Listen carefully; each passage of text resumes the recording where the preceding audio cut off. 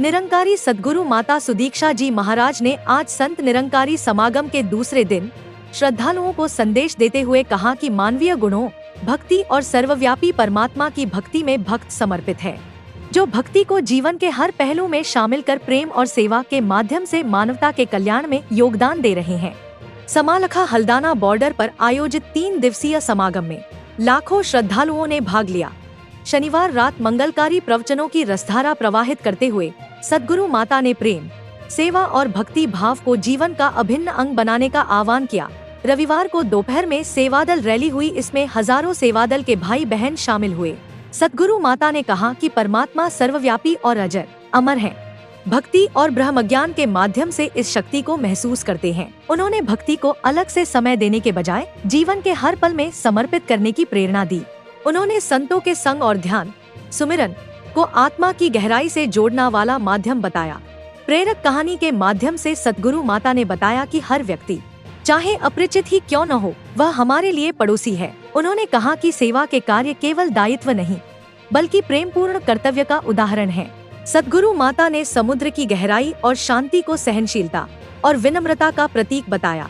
उन्होंने कहा कि जैसे समुद्र सब कुछ समेटकर शांत रहता है, वैसे ही हमें अपने भीतर सहिष्णुता और विशालता विकसित करनी चाहिए। वहीं रविवार को आयोजित सेवादल रैली में सद्गुरु माता सुदीक्षा महाराज ने कहा कि सेवा केवल कार्य नहीं, बल्कि यह जीवन का अनुशासन और संतुलन है। सेवा दल की वर्दी को केवल बाहरी पहचान न माने, भीतर के अहंकार को मिटाने और सेवा भाव को जागृत करना जाने।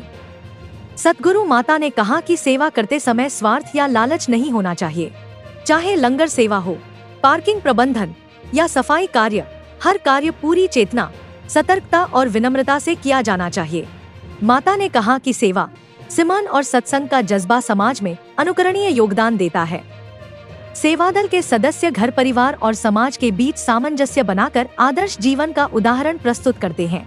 उन्होंने कहा कि इस समागम ने श्रद्धालुओं को भक्ति, सेवा और आत्मचिंतन के माध्यम से जीवन को परमात्मा के प्रति समर्पित करने की प्रेरणा दी है।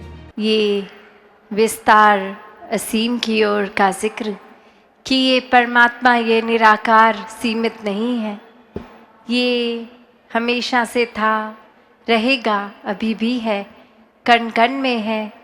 एक कोई भी ऐसी जगह नहीं जहाँ इसकी मौजूदगी ना हो।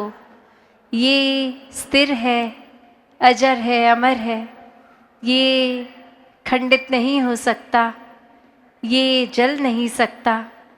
ऐसे ही कोई भी अगर धर्म ग्रंथ उठा लें तो ये परमात्मा की परिभाषा हर एक ने यही समझाई कि ये विराट रूप हर जगह है और ऐसे परमात्मा को जाना जा सकता है। ये ब्रह्म ज्ञान द्वारा हर कोई अपने जीवन में इस परमात्मा को शामिल कर सकता है और हर समय फिर परमात्मा के एहसास में बिताया जा सकता है। ये भक्ति की जा सकती है। ये सामाजिक, पारिवारिक कोई भी कार्य में जब इस परमात्मा को शामिल कर लेते हैं तो एक बहुत ही सुंदर रूप बन जाता है और हर पल ही भक्ति बन जाता है। जगत महान न्यूज के लिए गन्नौर से तेजवीर सिंह की रिपोर्ट।